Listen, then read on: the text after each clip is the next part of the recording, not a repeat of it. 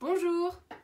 Nous revoilà pour la troisième et dernière vidéo concernant l'album Charcot et son pourquoi pas à la découverte de l'Antarctique, qui a été écrit et illustré par Fabien Grégoire. Donc, nous nous étions quittés avec une tempête calamiteuse en plein océan Atlantique. Et donc, Nosal n'était vraiment pas confiant, Nosal, le jeune matelot, qui s'était retrouvé en petite expédition sur une navette, une petite embarcation, avec le commandant Charcot et un scientifique. Il s'était retrouvé piégé en plein océan Atlantique, en pleine tempête, et donc on attend de savoir s'ils vont retrouver le navire, le grand navire qui s'appelle le Pourquoi pas. Mais pour le moment, quand tu regardes les conditions météorologiques, ça semble très mal engagé. Donc nous allons découvrir la suite et la fin de l'histoire aujourd'hui.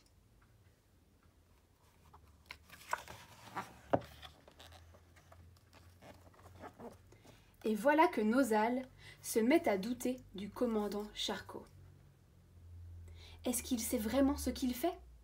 Se demande-t-il. Après tout, jusqu'ici, nous n'avons affronté aucune tempête. Qui me dit qu'il n'est pas en train d'avancer sans savoir où il va, juste pour ne pas perdre la face ? Peu à peu, cette idée devient une certitude. Le commandant Charcot est en train de les conduire à leur perte.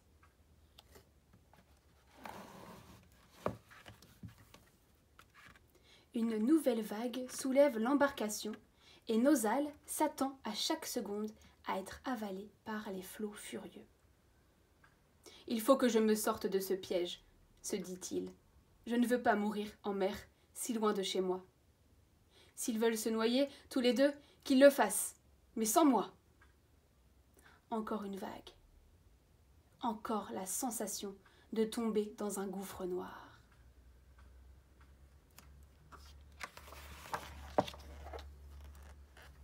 Tout à coup, le désespoir envahit le jeune marin.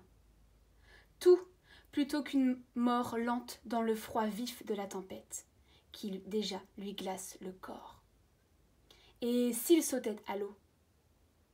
Avec cette eau glacée, ces rochers, la fin serait rapide. Décidément, l'Antarctique est une terre cruelle et rude, si loin de mes rêves, songe-t-il avec tristesse.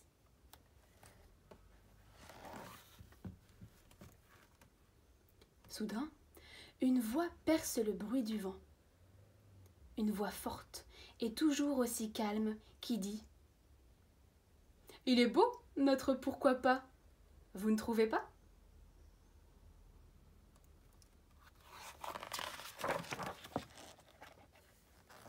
Et comme dans un rêve, surgissant derrière le voile des flocons, apparaît le solide trois-mâts et tous ses matelots.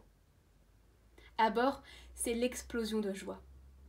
Le sifflet à vapeur retentit dans l'immensité glacée et les bras s'agitent sur le pont.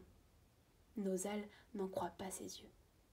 « J'aurais eu l'air bien bête de me jeter à la mer, » se dit-il, regrettant d'avoir douté de son chef. Le pourquoi pas vient de récupérer la totalité de son équipage et son commandant.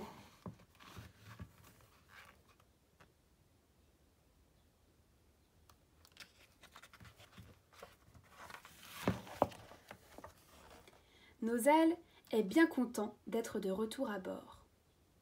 Pour finir, cette petite aventure lui a fait du bien.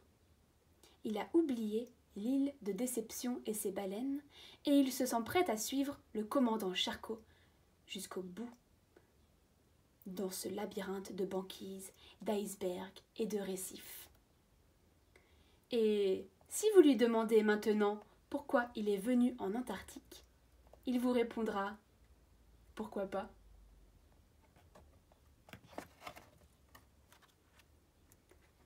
Et c'est la fin de l'histoire.